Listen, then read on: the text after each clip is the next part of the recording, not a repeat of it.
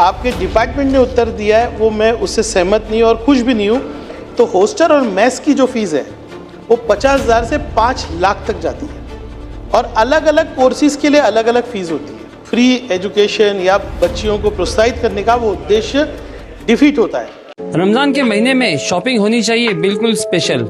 Happy shop लेकर आए हैं रमजान स्पेशल ऑफर्स। रमजान अधूरा है खजूरों के बिना। हमारे पास है 10 डिफरेंट टाइप्स के प्रीमियम खजूर, जैसे सऊदी की अजवा, सफवी, ओरिजिनल सारा कीमिया और कलमी खजूर।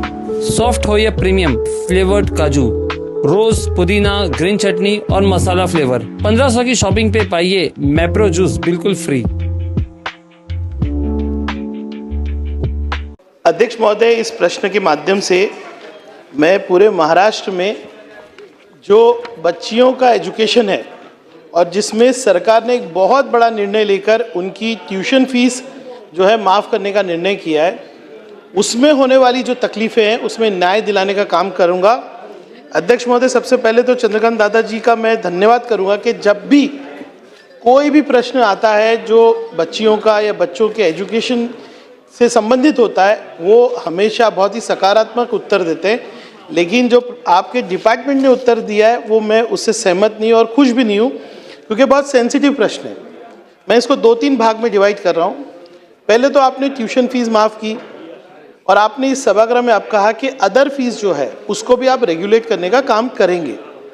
अब मेरा अनुभव मैं आपको बताता हूँ कि आप कोई अगर कैंपस देखेंगे तो हॉस्टल और मेस की जो फीस है वो 50,000 से 5 लाख तक जाती है और अलग अलग कोर्सेज के लिए अलग अलग फीस होती है।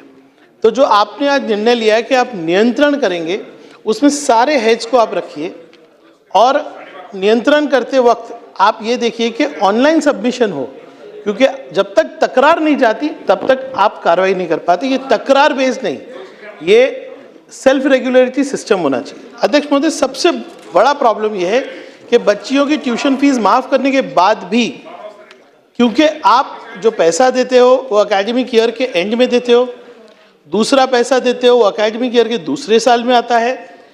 मैंने जो आज सुबह से माहिती ली और मेरा जो अनुभव है, सभी बच्चियों को अंडरटेकिंग लेकर या उनको पहले फीस भरवा कर फिर ही एडमिशन दिया जाता है। तो ये जो आपका उद्देश्य है फ्री एजुकेशन या बच्चियों को प्रोत्साहित करने का, वो उद्देश्य डिफीट होता है। मैं आपको बताऊं, मैं माइनॉरिटी की ही 15 कॉलेजेस का मैंने आज माहिती लिया। 15 में से सिर्फ एक कॉलेज ने उसको इम्प्लीमेंट किया।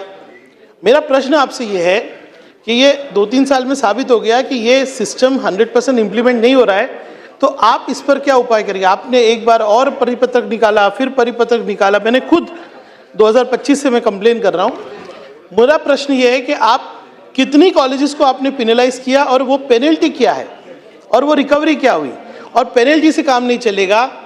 आप कोई ऐसा सिस्टम बनाइए कि बच्चे का एडमिशन हुआ और स्कूल ने, कॉलेज ने, विद्यालय ने बिल्कुल फीस नहीं कलेक्ट करना, ऐसा सिस्टम बनाइए।